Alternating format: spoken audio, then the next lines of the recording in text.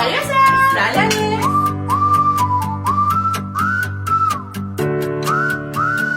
Bonjour à tous et bienvenue au podcast L'Étoile filante présenté par l'Étoile du Haut. Un petit rappel de ce que c'est l'Étoile du Haut, c'est un centre de périnatalité sociale qui dessert le Haut-Saint-François pour les familles d'enfants 0-5 ans et les personnes enceintes.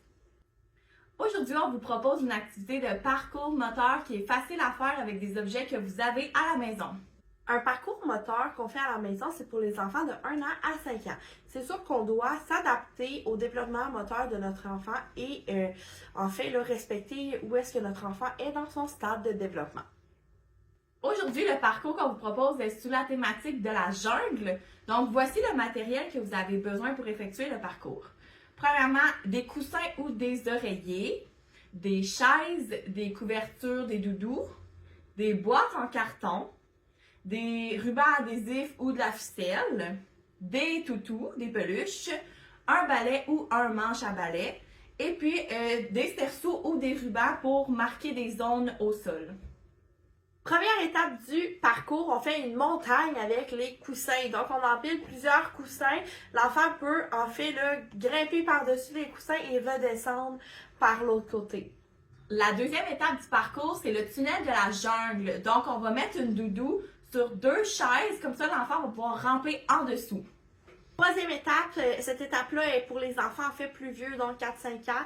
Il faut disposer 2 piles de livres et mettre le manche à balai sur les 2 piles de livres. L'enfant peut marcher sur le manche à balai en équilibre.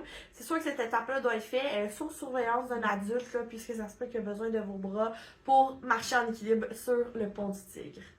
La quatrième étape du parcours, c'est les sauts de grenouille. Donc, on va venir mettre du ruban adhésif au sol ou des cerceaux à différents endroits pour que l'enfant puisse venir sauter de un à l'autre comme une grenouille.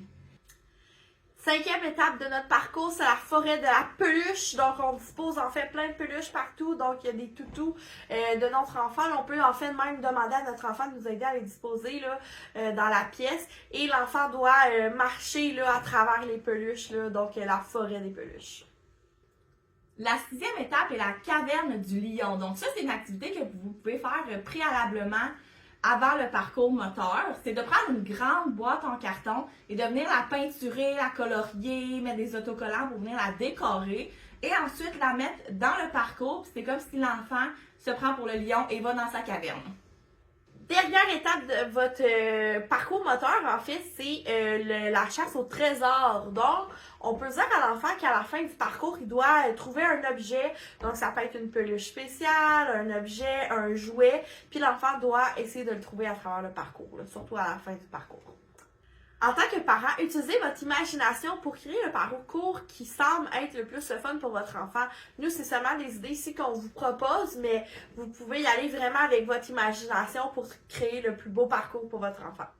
L'important du parcours moteur, c'est simplement de s'amuser et d'avoir du plaisir avec votre enfant.